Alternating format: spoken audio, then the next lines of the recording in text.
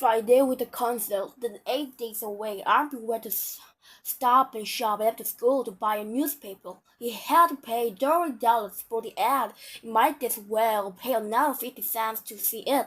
He dropped to Curtis into the newspaper vending machine and pulled up on the handle, but it wouldn't open. He pressed the coin down and got back nothing. He pulled harder on the handle. He slammed his hand against the coin down.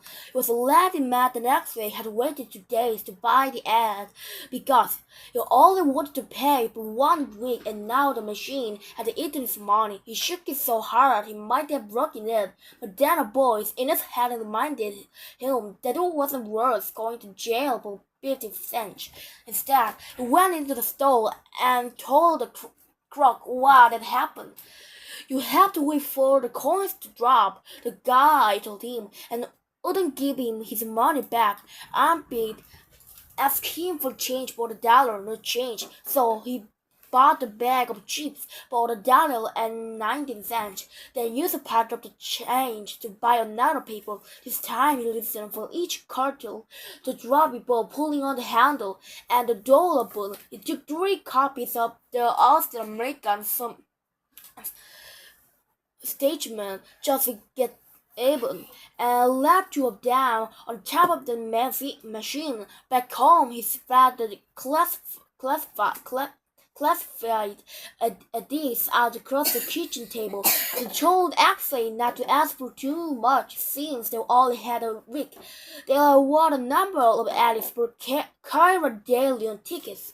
The prices ranged from $75 to $110. Then he came to the one with Axel's phone number.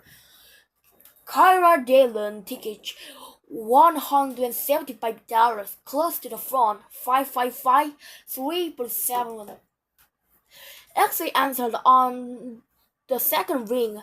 "Are you insane?"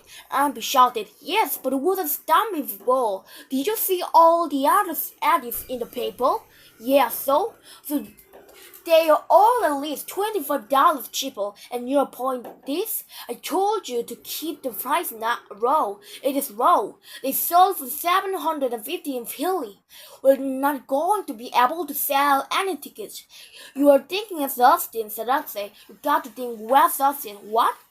"See, you and me would buy the cheapest tickets, but that's not how they think in West Austin. They don't worry about money over there.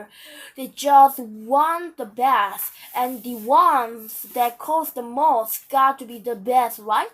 I bet that installed enough sprinkler systems resulting to know that people worried about money over there just as much as they did east of I-35. Their homes might have been worth $500,000, but they still expected Armpit's boss to reimburse them $5 if Armpit accidentally stepped on a daffodil. "Okay," Armpit said, "even if somebody wanted to pay a little more to be up front," he said. "Raw, Elm is not the front. The ad doesn't say it's in the front. It says close to the front. It's not close to the front. Raw Elm is close to the front. Gee, maybe."